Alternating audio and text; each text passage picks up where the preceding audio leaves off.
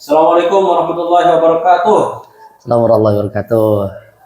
Malam ini saya ingin mewawancarai seorang teman saya, Qori Al-Quran ya. Coba boleh memperkenalkan diri, Mas? Assalamualaikum warahmatullahi wabarakatuh. Selamat malam. Salam sejahtera buat kita semuanya, rekan-rekan sekalian, para subscriber kami. Dimanapun Anda berada yang masih stay tune di channel kami. Perkenalkan, nama saya Rahmat Hidayat, asal Bondoso.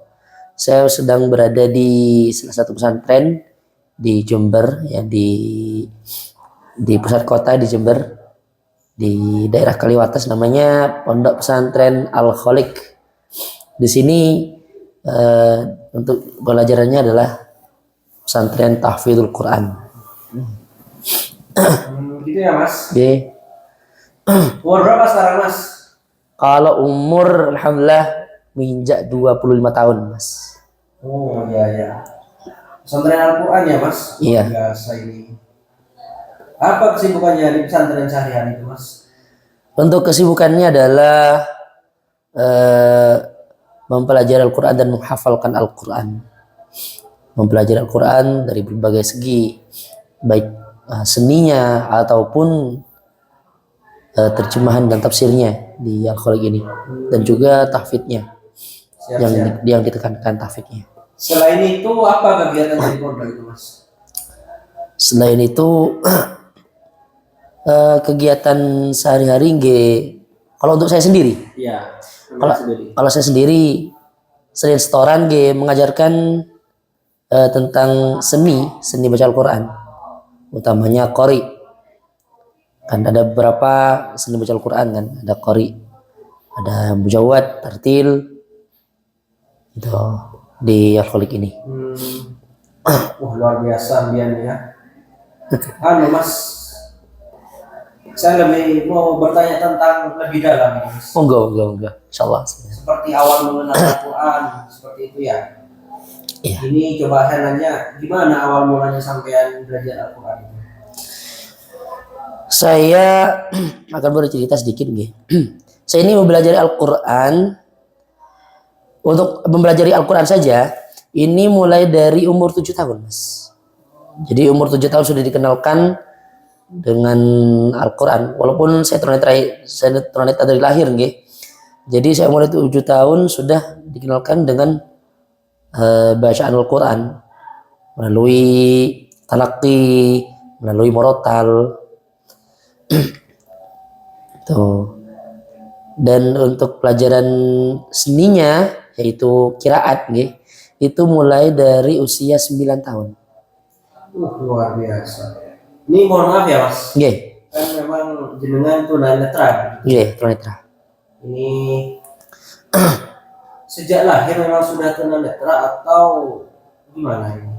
Sejak lahir, sejak bayi memang sudah dilahirkan dengan keterbatasan, yaitu seorang disabilitas tunanetra. Masya Allah, tapi semangatnya tidak kalah ya. Alhamdulillah. Ya, Mas. Kekurangan kan tidak harus terpuruk, dengan kekurangan kita sebagai tunanetra, kita harus tampakkan bahwa kita itu mampu untuk lebih tinggi daripada mereka, untuk terbang dengan dunia yang luas ini. Waktu itu bagaimana reaksi orang tua, Mas, dan keluarga sampai memutuskan untuk belajar Al-Quran, qiraah seperti itu?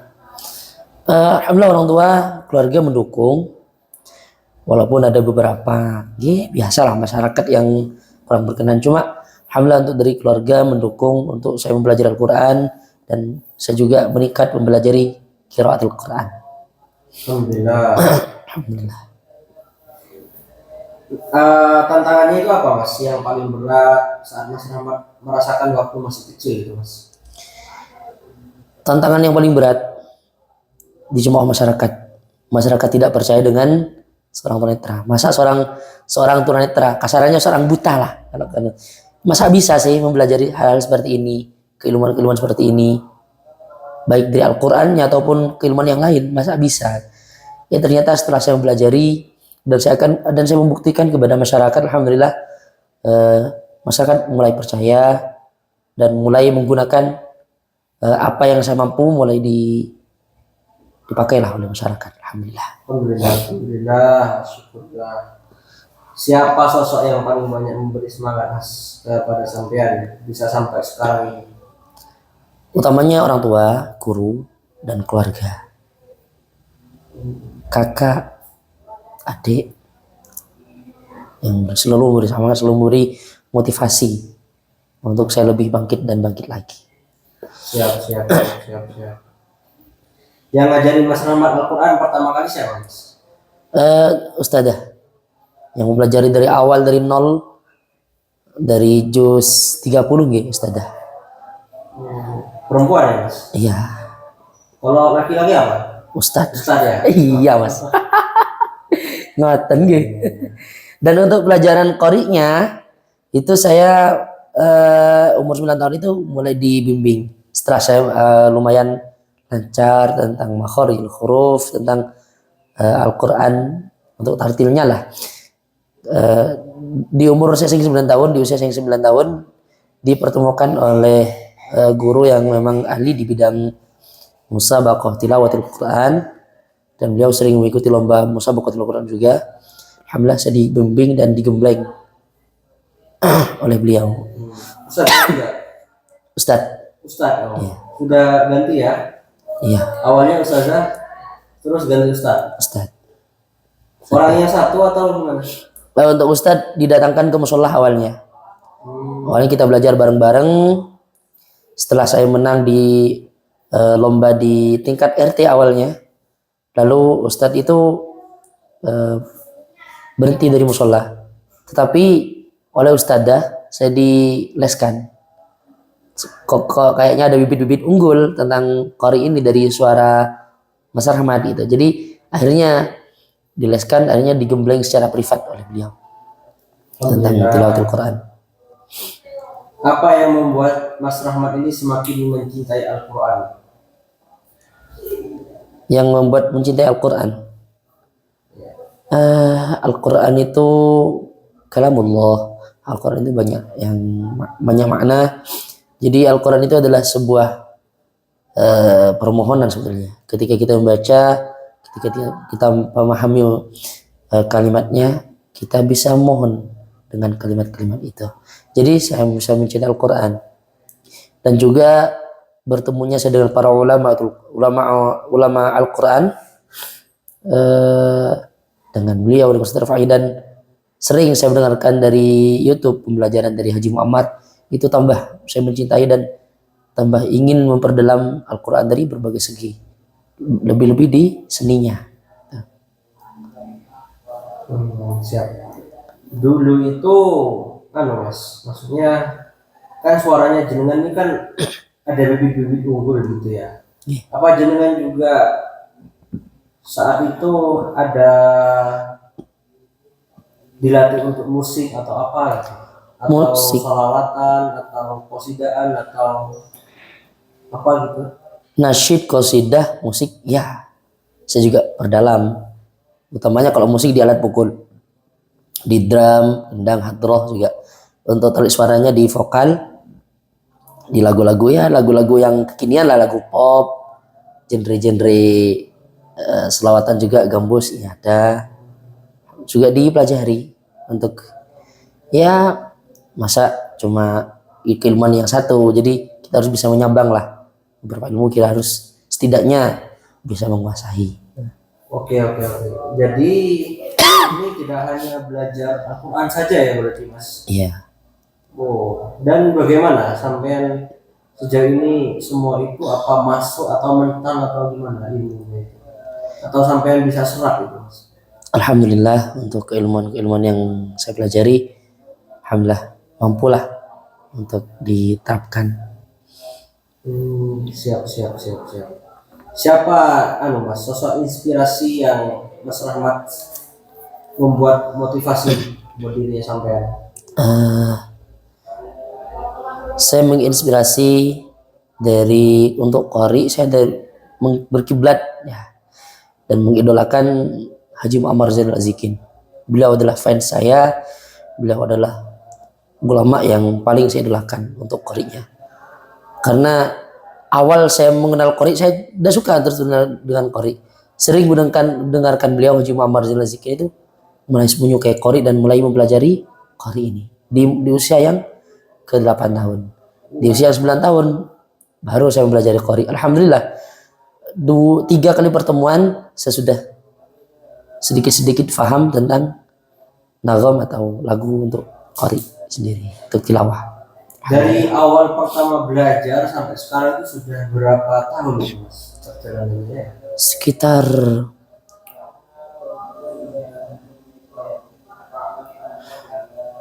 15 tahunan mungkin.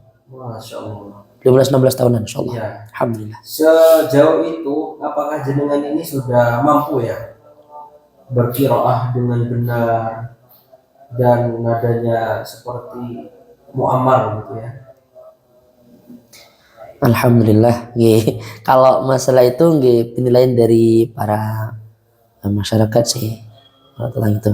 Cuma alhamdulillah mungkin bisa jadi sudah mendekati benar. Belum benar sih, mendekati benar mungkin. Ya, insyaallah. Sehari itu berapa jam biasanya Mas sampai latihan? Atau latihannya tiap hari atau minggu atau bulanan Mas? Tiap bulan atau gimana? Untuk latihan pribadi, karena Qori kan harus sering dilatih untuk meningkat zuk yang baik. Ya. Karena zuk itu yang sangat sulit. Dawuhnya Haji Muhammad tuh zuk itu sulit. Jadi kita harus latihan tiap hari. Saya latihan tiap hari. Sekali latihan 1 jam. Seringnya 1 jam latihan setiap hari. Berarti latihannya hampir tiap hari ya Mas? Iya untuk Qorinya, untuk pribadi. Kalau dulu bertemunya sama Ustadz tuh seminggu sekali awalnya. Terus gembelengan seminggu 2 kali untuk memantapkan lah. Untuk latihan pribadi setiap hari. Berarti kalau latihan setiap hari itu ini ya Mas, kan ada perbaikan ya setiap hari itu ya Mas? Harus ada target dari segi pernafasan, suara, dan bacaan. Harus ada perbaikan setiap harinya. Insyaallah. Pernah ini enggak Mas, minder atau kurang percaya diri gitu sama kemampuan suara sendiri? Seorang qori itu pasti mengalami hal seperti itu. Utamanya ketika tampil di mimbar tilawah atau di musabaqah tilawatul Quran. Terus terang saya pernah mengalami hal seperti itu. Ketika mau lomba di Malang, waktu itu mewakili Jember dan Bondowoso. Alhamdulillah saya pernah mewakili Jember dan Bondowoso dan juara 3 di sana. Alhamdulillah, se-Jawa Timur. Juara 3 se-provinsi Jawa Timur. Itu rasa minder itu ada. Tapi ketika membaca Al-Quran, alhamdulillah rasa minder itu berangsur-angsur hilang. Cuma pernah juga sih saya kalah terus beberapa kali lomba kalah dan akhirnya saya mencapai target untuk juara 3, juara 2, harapan 2, juara 3. Alhamdulillah. Itu lomba untuk yang apa tunanetra atau gimana? Untuk yang tunanetra, khusus tunanetra. Khusus yang tunanetra. Khusus yang normal pernah, khusus yang tunanetra pernah. Yang juara 3 itu yang apa? Yang khusus tunanetra. Oh, yang tunanetra ya. Jadi juara 3 se-provinsi Jawa Timur. Alhamdulillah. Tipsnya gimana Mas supaya tetap menjaga kualitas suara dan kualitas Pernafasan. ya pernafasan dan sebagainya itu gimana Mas? Caranya sampai Sering dilatih. Sering dilatih. sering dilatih itu ya? Iya, pemanasan tiap hari, pemanasan. Apa namanya? Seperti kompor itu ya? Mungkin seperti itu ya. Gitu ya. Selalu di. Kalau alat elektronik lah, alat elektronik, laptop atau apalah PC lah ya. Itu kalau lama tidak dihidupkan kan akan rusak. Jadi sama dengan suara. Zukul Arabi dalam Al-Quran. Kalau kita tidak dilatih dengan suara kita, itu akan hilang, akan berangsur-angsur tidak ada. Jadi setiap harinya untuk para qori baik yang nasional atau internasional mesti latihan. Kuncinya yang latihan. Latihan pernafasannya, latihan kerinit suaranya, bagaimana suaranya harus selalu prima setiap hari. Oh iya. Emang ada rasanya gitu ya Mas, kalau sudah hangat gitu baru dimulai gitu ya? Kan penghangatan barusan, pemanasannya. Iya. Nunggu sampai panas, bukan hangat ya? Maksudnya nggak Mas? Hah? Kan pemanasan. Iya. Pemanasan maksudnya itu ketika kita pagi bangun subuh, apa maka kita dibuat untuk azan, tak dibuat untuk selawatan, tak mungkin pujian, mungkin. Di Jadi sebelah mananya rasa panasnya? maksudnya itu pemanasan itu di gimana yang menjelaskan ya? Gitu ya. Kayaknya pemanasan. Ini ya pemanasan warming up lah kalau bahasanya Saya warming kira up. sama kayak kompor gitu ya. Bukan mas, beda ya. Ya alhamdulillah. Nah, jadi seperti itu untuk rekan-rekan. Tantangannya apa yang paling sulit mas saat belajar qiraah ini sejauh ini mas? Untuk belajar qiraah tantangannya di pernafasan mas. Pernafasan itu agak sulit. Jadi kita dalam mempelajari tilawatil Quran, dalam mempelajari qiraat itu kita harus fokus dengan suara. Ada konsentrasinya tersendiri. Awal kita mempelajari lagu, bagaimana kita harus peka terhadap lagu A, lagu B dan sebagainya. Jadi kita kalau sudah peka mendengarkan orang lain membaca Al-Quran, kita paham, oh ini sudah nyampe di lagu ini. Oh lagu ini dibuat variasi lagu seperti ini, cabangnya seperti ini. Nah, itu yang sulit mas. Kesulitan pertama di situ. Yang kedua Itu tantangannya ya, kesulitan pertama. Yang kedua suara. Bagaimana suara kita jernih. Ya kita latihan kayak orang gila sudah kadang-kadang latihan.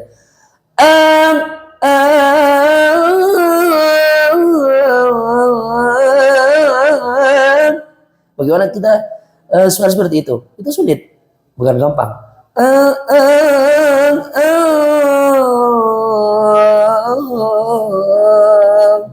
Itu sulit.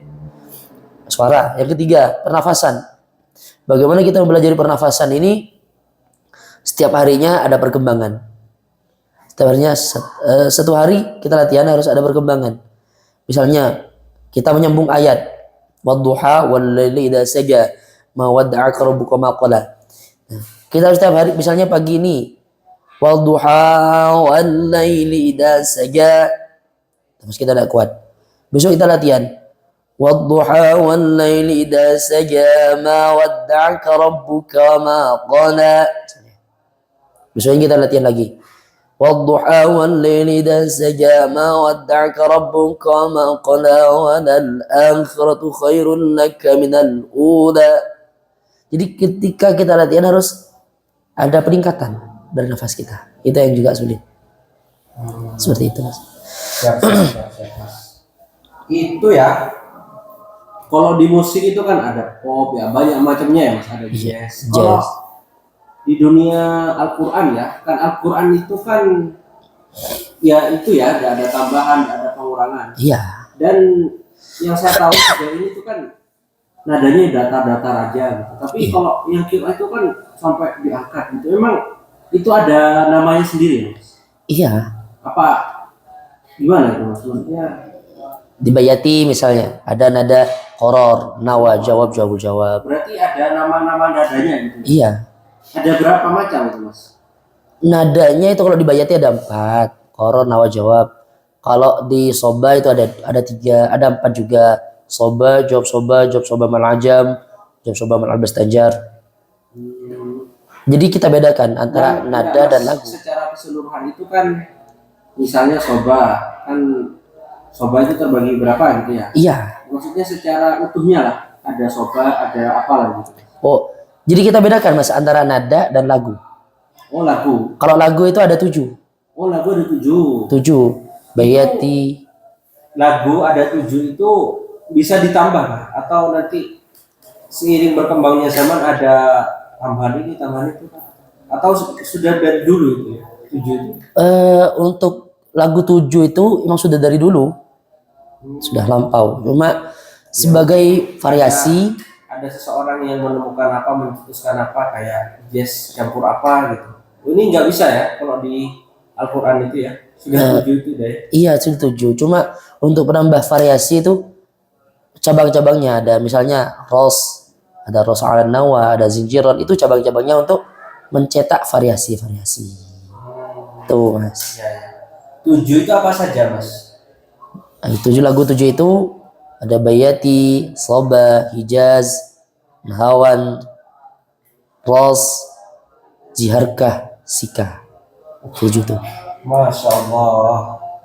Bisa semuanya sampai hari ini mas? Alhamdulillah insyaallah sudah menguasai lah. Alhamdulillah. Berarti 15 tahun ini sudah itu ya, menguasai itu deh ya mas. Insya Allah. Dan setiap lagu itu punya nadanya masing-masing ya. Punya dadanya masing-masing dan punya ciri khas masing-masing.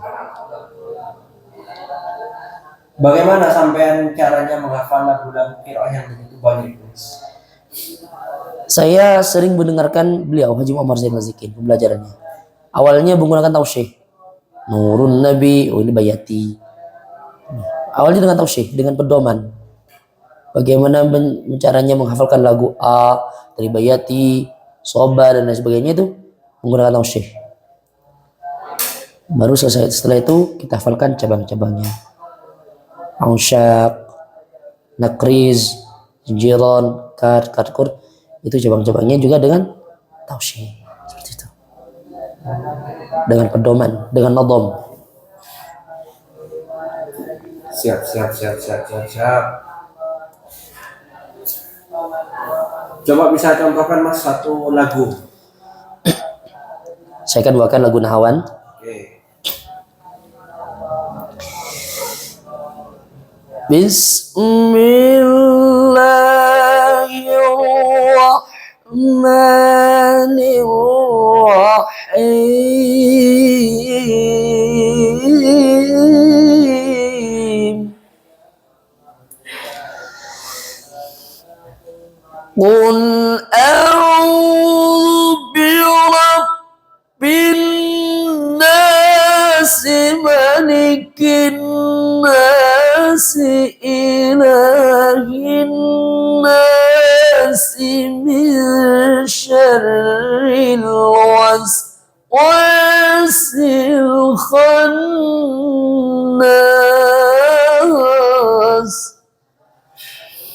الذي يوسوس في صدور الناس من الجنة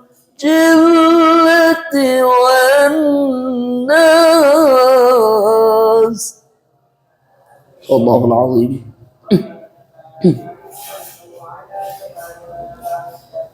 Lalu ini kan tadi kan kita berbicara tentang perjalanan sampai belajar. Okay. Kalau yang menghafal Al-Quran itu dari umur berapa mas? Yang Al-Quran yang mana? Menghafalnya 7 tahun. 7 tahun itu ya? 7 tahun itu. Berarti itu berbarengan ya? Qiraah sama menghafal itu ya? Iya, hanya selisih 2 tahun lah. Menghafalkan Al-Quran 7 tahun, mempelajari seni tilawatul Quran 9 tahun. Berarti sampai sekarang ini masih menghafal atau murojaah sudah? Menghafalkan dan murojaah. Rahasianya Mas Rahmat hafalan tetap kuat dan tidak mudah lupa apa? Walaupun saya sering lupa ya, cuma ada tips agar kita kuat terhadap Al-Quran. Caranya sering dimurojaah. Apapun yang Al-Quran kita yang belum lancar, sering dimurojaah, sering dibaca, insyaallah akan ingat. Kalau masih lupa, ya itu sudah Allah berkehendak. Mungkin kita harus berjuang dengan Al-Quran. Mungkin Allah suka kepada kita, jadi kita diminta untuk berjuang dengan Al-Quran. Seperti itu. Ya, ini kan sampean sangat inspiratif ya mas. Kalau misalnya sampean ya dalam perjalanannya ini ingin menyerah gitu. Nah sejauh ini kan sudah ada pengalaman. Bagaimana cara bangkitnya itu mas? Atau motivasi diri?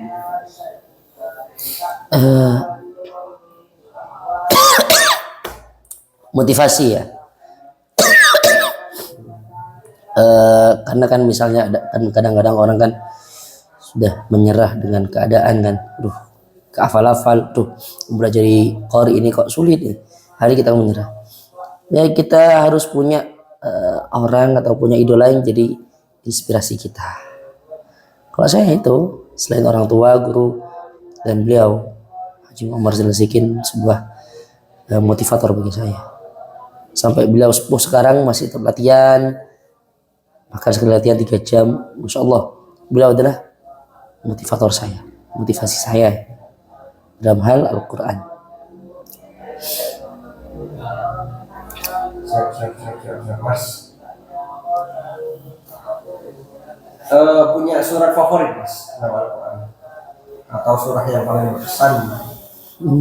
Surat yang paling berkesan apa ya?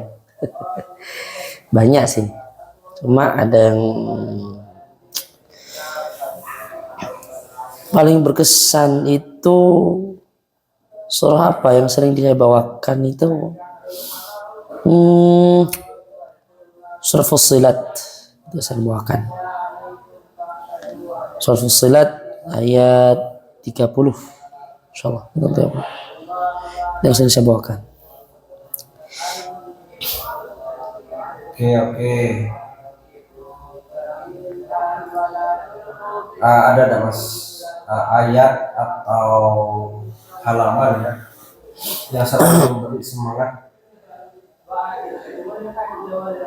seperti itu, atau sampai ada satu kutipan ayat yang selalu diingat-ingat sehingga menjadi motivasi gitu ya? Untuk ayat yang selalu bermotivasi itu apa ya? Surat Ibrahim lah mungkin.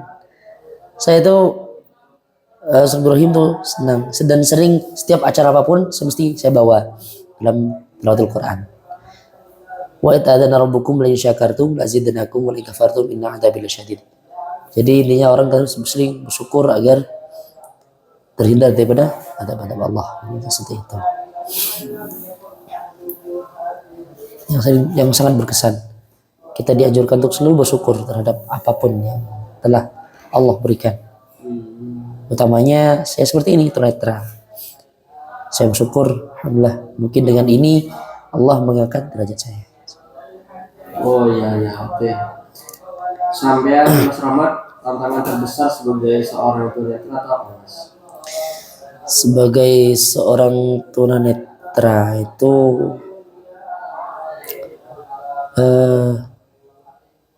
tantangan terbesarnya ya, pernah terbersit kurang percaya diri dulu, tantangan bagi saya, dan sering dicemooh oleh masyarakat. Bisa apa sih tunanetra? Masa bisa sih tunanetra mempelajari teknologi seperti ini, perkembangan zaman kan? Ternyata alhamdulillah saya bisa pelajari IT, bisa HP juga ada, alhamdulillah. Dari situ saya mulai percaya diri. Ya, ternyata walaupun tunanetra tidak kalah dengan orang yang normal, gitu loh. Dan di balik kekurangan terdapat kelebihan. Itu yang membuat saya menjadi motivasi bagi saya dan akhirnya saya percaya diri. Di balik kekurangan terdapat kelebihan. Dan tidak semuanya orang memiliki. Itu yang membangkitkan semangat saya untuk percaya diri walaupun keterbatasan seorang disabilitas tunanetra. Siap mas. Pernah nggak mas merasa sedih ya dengan keadaan itu?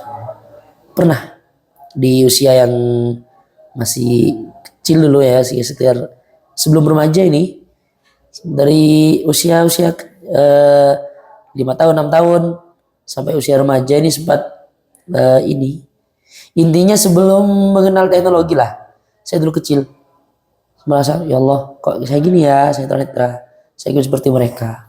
Setelah saya mengenal teknologi, oh ternyata saya bisa, saya tidak kalah dengan kemampuan mereka, saya juga bisa seperti ini, apa yang mereka bisa juga mampu, bahkan mungkin saya lebih daripada mereka, gitulah. Apa yang mereka tidak paham saya paham. Intinya yang saya katakan tadi, di balik kekurangan terdapat kelebihan. Ternyata saya banyak kelebihan daripada mereka. Bukan saya meninggikan diri, bukan, cuma mengaca dari agar saya tidak minder ya. Saya itu seperti itu. Banyak ternyata kelebihan saya daripada mereka. Banyak yang saya mampu juga daripada mereka. Dari situ meningkatkan kepercayaan diri kita. Saya ini mampu, saya ini bisa. Walaupun saya memiliki keterbatasan seorang tunanetra. Seperti itu. Insyaallah, siap mas. Saat menghadapi rasa sedih gitu ya mas, biasanya mas Rahmat apa yang terus? Saat sedih, bergabung dengan dunia saya, bergabung dengan dunia para disabilitas tunanetra yang sudah di atas saya. Dari situ kan, oh, teman-teman ini bisa, aku harus bisa, dan aku harus melebihi orang-orang yang normal gitu. Kita semuanya di sini tunanetra gitu. Kita harus bisa gitu. Dari situ meningkatkan semangat saya kembali. Jadi kalau saya sedih, saya berkumpul dengan teman-teman yang lebih senior daripada saya, yang di atas saya lah kemampuannya, untuk mengajak teman-teman bisa. Kita sama-sama tunanetra. Masa aku harus terpuruk dengan keadaan seperti ini? Saya harus juga bisa dan harus lebih daripada mereka. Masya Allah, siap, siap, siap. Hikmah terbesar yang sampean rasakan ya dari semua perjalanan hidup ini apa Mas? Hikmah terbesar eh yang sudah saya rasakan dengan saya menjalani hidup seorang tunanetra ini banyak, Mas. Pertamanya saya bisa baca Al-Quran, sergap ibadah. Dulu saya kenapa ya kok tunanetra ya? Akhirnya ibu mengajarkan hikmah.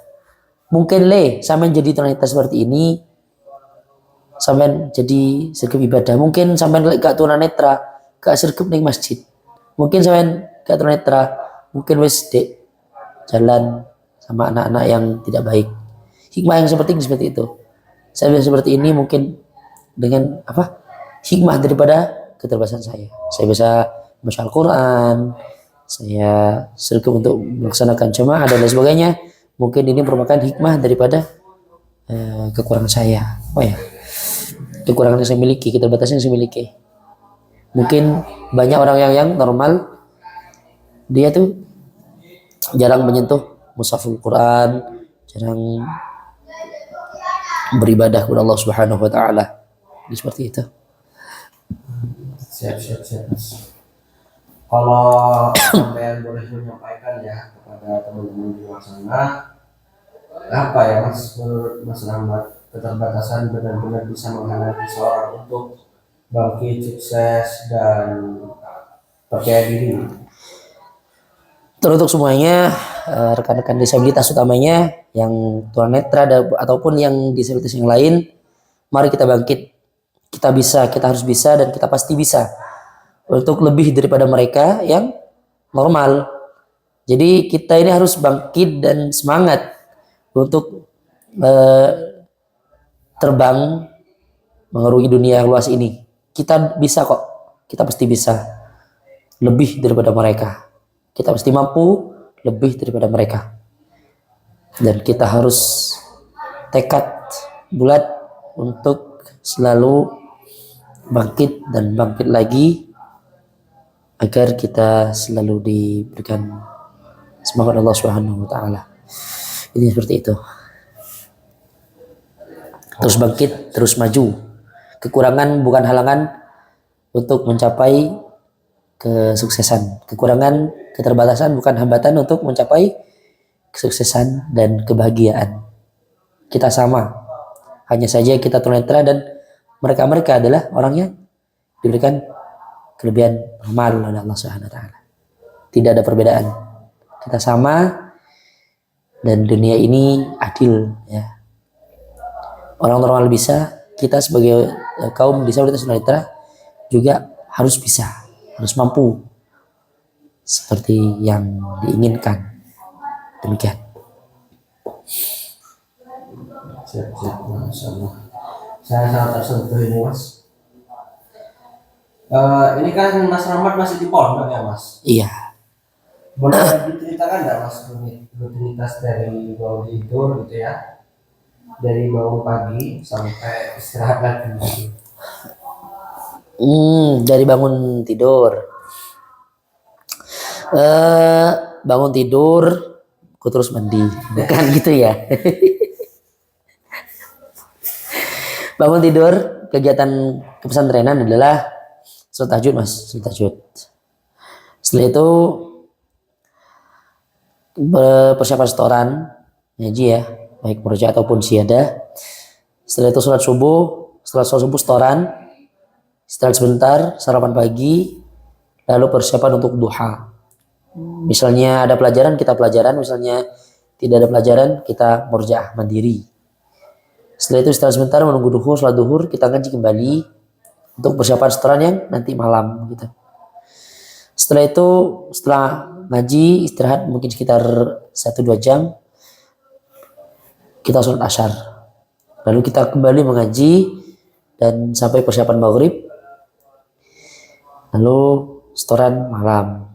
Setelah itu setelah isya baru belajar malam untuk setoran keesokan harinya. Itu saja kegiatan di ma'had kami di Al-Khaliq Jember.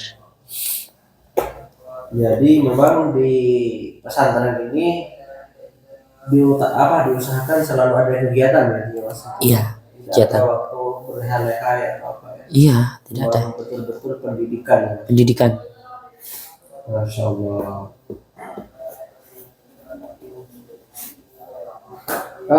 Mas Rahmat kan tadi nyampaikan kan sekaligus di pondok pesantren ini diselingi ngajar gitu ya, Mas. Nggih. Rasanya bisa berbagi ilmu kepada adik-adik santri itu gimana, Mas? Alhamdulillah sangat bahagia sekali. Ternyata walaupun saya memiliki keterbatasan seperti ini, saya masih bermanfaat untuk orang banyak, utamanya untuk adik-adik di pesantren atau mungkin ada yang ingin belajar bersama kami, bersama saya, kita belajar bersama. Alhamdulillah itu suatu memang sudah keinginan saya. Bagaimana saya nanti ketika saya memahami suatu ilmu, saya harus mengajarkan. Nah, jadi alhamdulillah di Al-Khaliq ini saya diberikan ruang untuk berbagi. Walaupun keterbatasan, saya dapat berbagi untuk kemaslahatan umat utamanya. Seperti itu.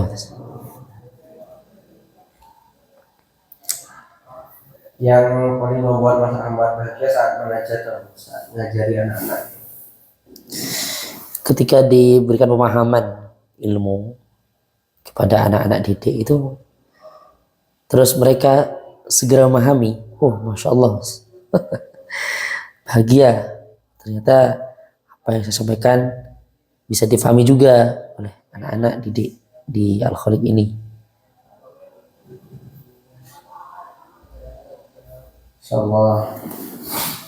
Jadi ini istilahnya ya, sambil belajar sambil menyelam juga minum ya? Iya, menyelam sambil minum air gitu. Jadi dapat dua ini. Sampean juga dapat pahala, sampean juga dapat ilmu juga berarti ya. Iya, alhamdulillah. Hal apa yang pernah nggak Mas di suatu momen gitu ya, yang paling sampean ingat saat bersama santri ya, saat ngajar gitu? Saat mengajar itu yang sering saya ingat itu apa ya Mas ya? Sering memarahi santri gitu. Kalau sudah santrinya itu gagal paham atau tidak paham dan tidak paham itu main-main. Saya sudah marah itu. Itu yang sering saya ingat. Saya kok marah ya sama anak-anak ini. Itu yang sering saya ingat. Ya Allah, saya marah sama mereka ini. Ya gara-gara mereka sendiri gak paham-paham. Dan saya ingat. Terus ya ini kenakalannya anak-anak lah yang sering saya ingat ketika memberikan wawasan tentang keilmuan, namanya Al-Quran. Oke, siap Mas.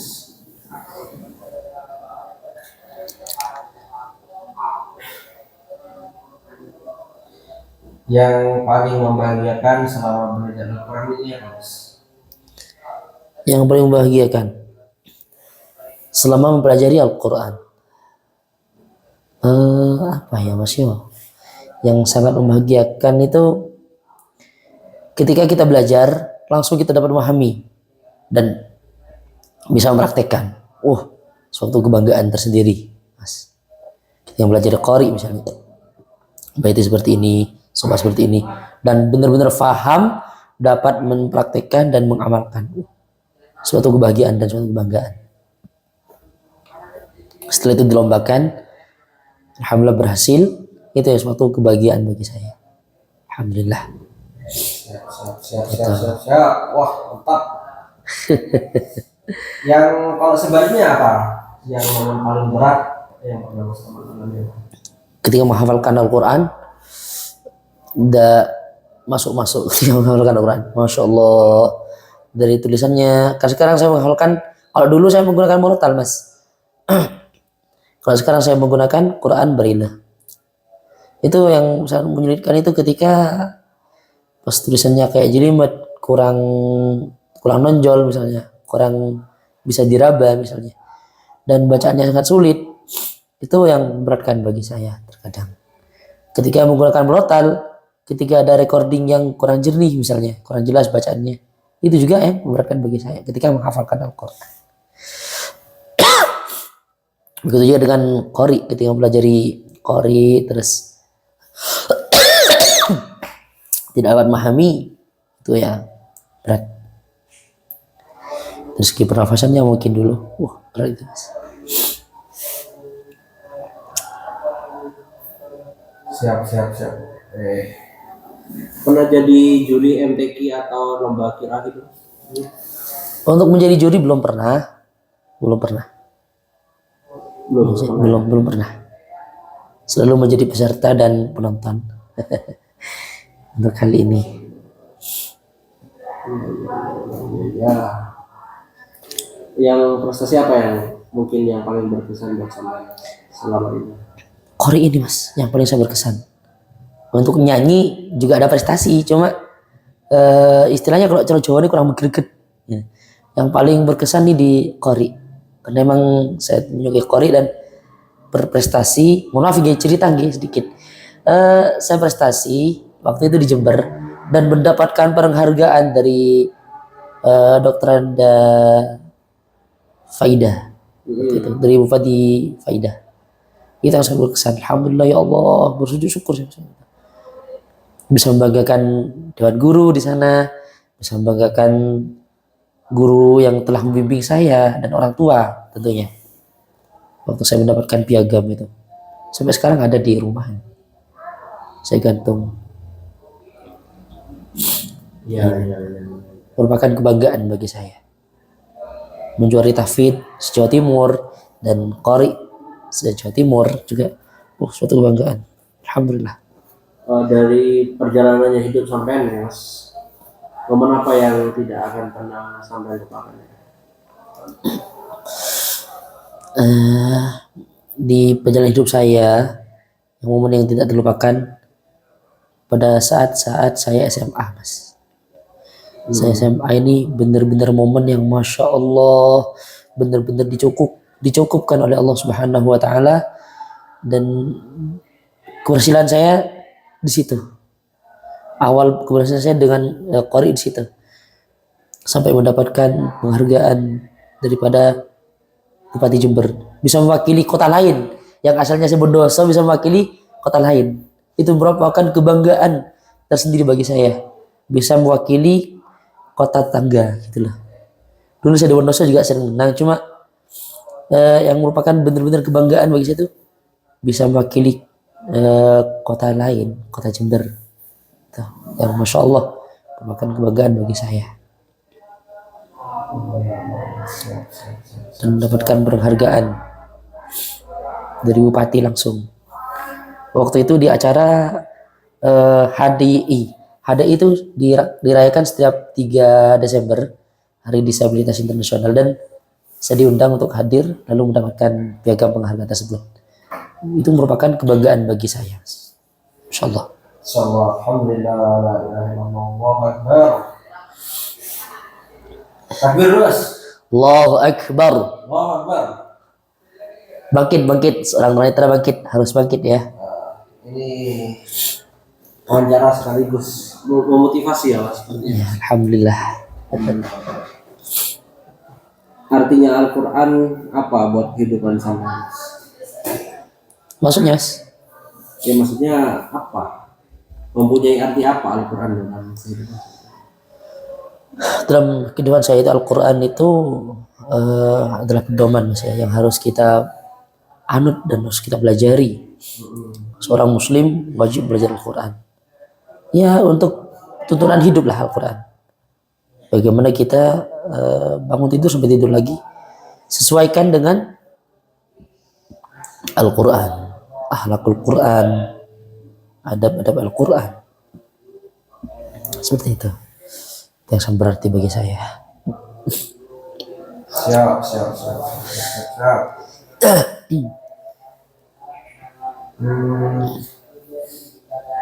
Kalau sampean punya pandangan nggak terkait apa itu sukses?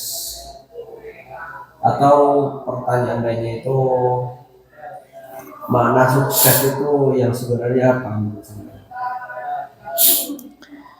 Sukses apa ya? Oh ya, Sukses, makna sukses. Kita pendengar untuk sukses itu kita bisa dikatakan sukses menjalani kehidupan di dunia fana ini. Kita itu dapat menjalankan ibadah sesuai dengan apa ya? Menjalankan ibadah sesuai dengan porsinya, menjalankan hal-hal yang baik,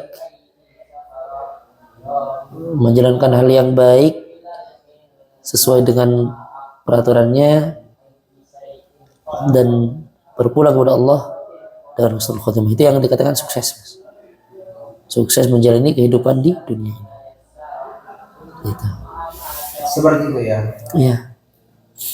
Apa yang membuat sampean itu terus semangat setiap hari? Membuat semangat menjalani hidup lah. Iya pasti. Semangat menjalani hidup. Apa ya? Semangat menjalani hidup di dunia ini, kita emang harus semangat, Mas. Kita harus bangkit. Itu. Hidup itu sebuah perjuangan dan pilihan. Kita ke kiri atau ke kanan. Kalau kita ke kanan, kita harus berjuang bagaimana kita mendapatkan apa yang ada di kanan ini. Itunya surga lah. Jadi kita harus semangat beribadah, membaca Al-Quran dan sebagainya. Semangat menjalani hidup, beribadah untuk Allah, bekerja untuk mendapatkan ridhonya Allah. Ini seperti itu. Kita harus benar-benar semangat menjalani kehidupan ini. Siap, siap, siap, siap.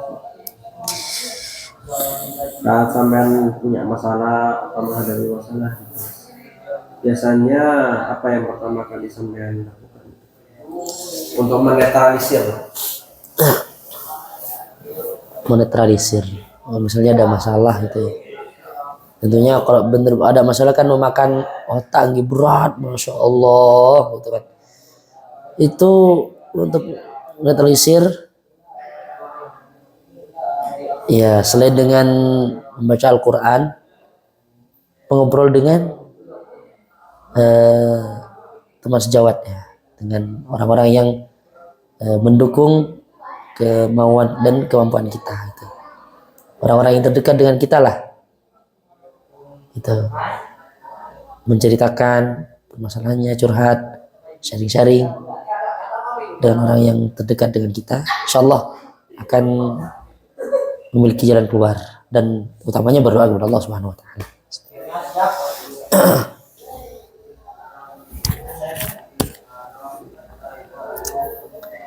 Siap, siap, siap.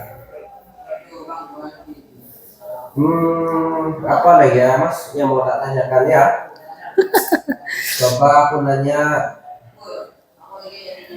apa yang mungkin Mas Ahmad ingin kasih pesan untuk anak-anak yang sedang belajar Al-Quran, membaca Al-Quran, gitu, sedang berjuang, gitu, Mas? Teruslah berjuang untuk Al-Quran, kita akan mendapatkan syafaat Al-Quran. Teruslah berjuang Al-Quran, karena Al-Quran itu yang akan menyelamatkan kita dari api neraka. Al-Quran akan menyelamatkan kita dan akan melindungi kita dari siksaan dalam kubur. Ini seperti itu. Kita harus semangat untuk mempelajari dan mengamalkan Al-Quran dalam kehidupan sehari-hari. Seperti itu.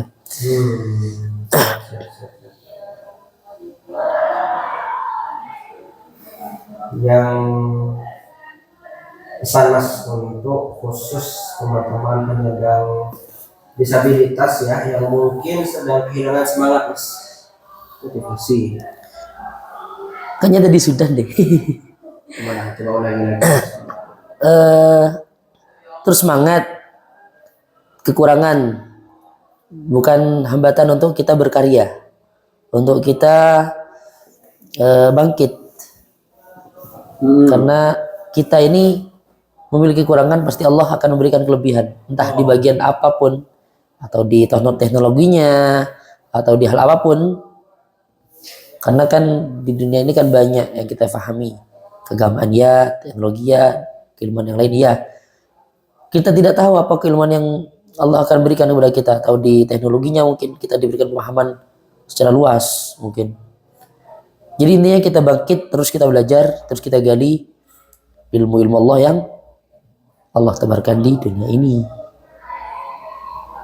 Seperti itu. Utamanya Al-Quran. Ini masih pesan ya Mas buat para orang tua agar anak-anaknya semakin mencintai Al-Quran. Baik disabilitas ataupun orang yang umum, yang normal teruslah mendampingi anak-anak kita untuk selalu kuat dan selalu mencintai Al-Quran. Teruslah menjadi contoh atau menjadi teladan yang baik agar anak-anak kita mencintai dan menyayangi Al-Quran, sehingga kita dan anak kita selalu mendapatkan keridhaannya, keridhaan Allah, dan mendapatkan syafaat daripada Al-Quran, dan mendapatkan nurul Quran, yaitu cahaya daripada Al-Quran tersebut. Demikian.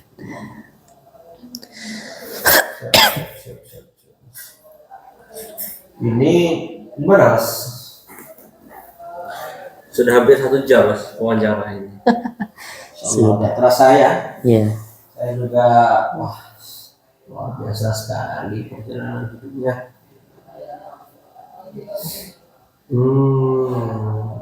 Mungkin cukup, enggak apa-apa sih. Iya, apalagi ya. Ini seperti terakhir Mas. Iya, terakhir mungkin ya. Ini seperti itu sudah.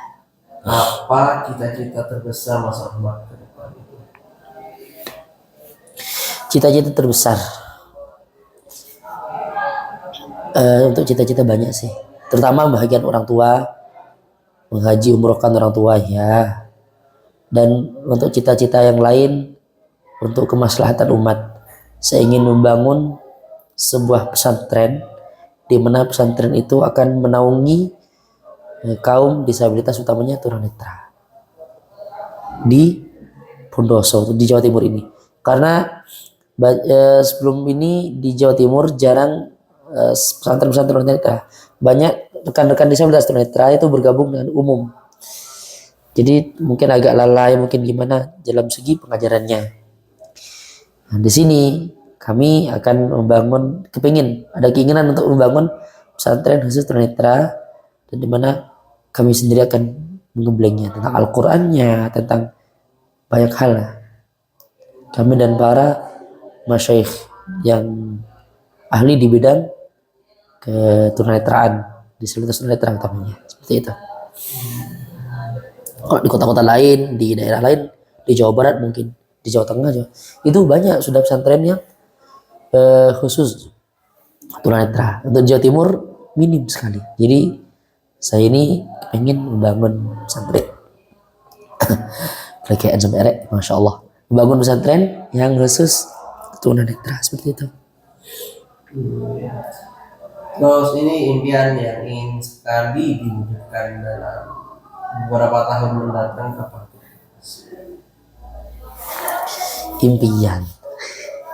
Impian itu seperti apa ya? Mimpi apa? Bangun-bangun udah subuh. Impian ya, ingin terus terang jujur sekaligus curcol lah sedikit-sedikit. Ingin menghajikan dan mengumrohkan orang tua, dan ingin memiliki seorang pendamping, walaupun tunanetra ya, ingin memiliki seorang pendamping yang solihah. Itu impian saya, Mas. Mau diajak untuk berdakwah di jalan Allah, mendukung apa keinginan saya untuk berdakwah di jalan Allah.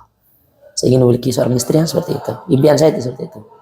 Mau untuk diajak terjun berjihad di agama Allah ini, di agama Islam ini, khususnya dalam Al-Quran Ya. dan keilmuan yang lain seperti itu. Kalau Allah mengabulkan satu doa yang sampean panjatkan, ya, doa apa yang paling sampean ingin panjatkan? Yang ingin saya panjatkan, jadikanlah kami ahli Quran dan memberikan mahkota kepada orang tua dengan barokahnya Al-Quran dan syair Al-Quran. Seperti itu. Oke, ini terakhir Mas, penutup ya. 3 pertanyaan mungkin ya. Atau berapa lah. Kalau Mas Rahmat bisa bertemu dengan diri sendiri waktu masa kecil, apa yang ingin Mas Rahmat sampaikan? Bertemu dengan sendiri-sendiri maksudnya gimana? Gimana ya, kayak flashback gitu Mas. Jadi di umur sampean yang sekarang bertemu sampean yang umur 5 tahun. Ini angan-angan. Apa yang sampean sampaikan? Ya, apa ya? Semangat bro. Iya, terus semangat, terus gapai masa depan. Masa lalu adalah bukan keterpurukan, masa lalu adalah pelajaran dan pengalaman yang harus kita asah untuk masa depan. Jadi masa lalu itu adalah bukan keterpurukan. Kita miliki semua, kita miliki masa lalu. Jadi tapi jadikan masa lalu itu sebuah pengalaman yang baik spiritnya ataupun pengalaman yang lain untuk jadi sebuah pelajaran yang berharga untuk masa depan. Dan seperti itu. Kalau hari ini ya keluarga, guru dan semua orang yang pernah membantu sampean sedang menonton atau lagi nonton video ini, apa yang ingin Mas Rahmat ucapkan kepada mereka? Untuk Bapak, Ibu, saya ucapkan terima kasih sudah membimbing dan mendukung saya menjadi Ahlul Quran seperti ini. Dan untuk Bapak dan Ibu guru dan untuk para ustadz-ustadzah yang telah memomong saya, membimbing saya sehingga saya bisa seperti ini, saya ucapkan terima kasih dan semoga Allah membalas keinginan panjenengan dan membalas apa yang telah disumbangsikan untuk saya kepada jenengan. Semoga Allah membalas kebaikan panjenengan sekalian teruntuk guru dan orang tua seperti itu. Menyentuh bagi saya ini Mas. Ya. Soalnya kan tanpa orang tua dan tanpa para guru, tanpa doanya para guru, tirakatnya para guru, saya tidak mungkin seperti ini Mas. Saya sadari, saya bukan bangga diri. Saya seperti ini, saya katakan ya kepada semuanya, saya seperti ini adalah jerih payah perjuangan orang tua, jerih payah perjuangan para masyayikh, para ulama yang telah membimbing dan memberikan keilmuan kepada saya. Saya tidak ada apa-apanya. Ini saya seperti ini dengan doa-doa beliau. Tanpa doa-doa beliau, saya tidak ada apa-apa. Saya tidak akan bisa seperti ini. Tanpa bimbingan dan dorongan, support dari beliau-beliau, saya tidak akan seperti ini. Seperti itu. Terakhir ini Mas, boleh nggak Mas menutup wawancara ini dengan membacakan beberapa ayat Al-Quran dengan qiraah favorit untuk para penonton? Nah, Mas. Oke. Baik. Bismillahirrahmanirrahim.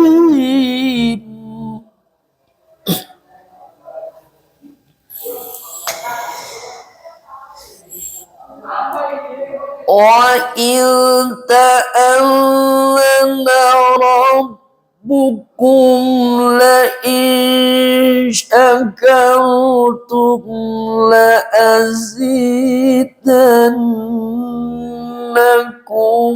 ولئن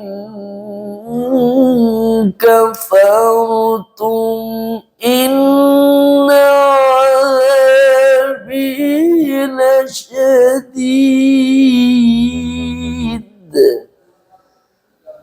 ولئن كفرتم إن عذابي لشديد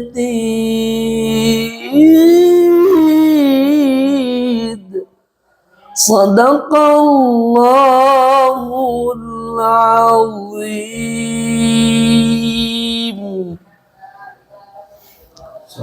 Oke, terima kasih pemirsa sudah menyaksikan wawancara inspiratif dan interaktif ini ya.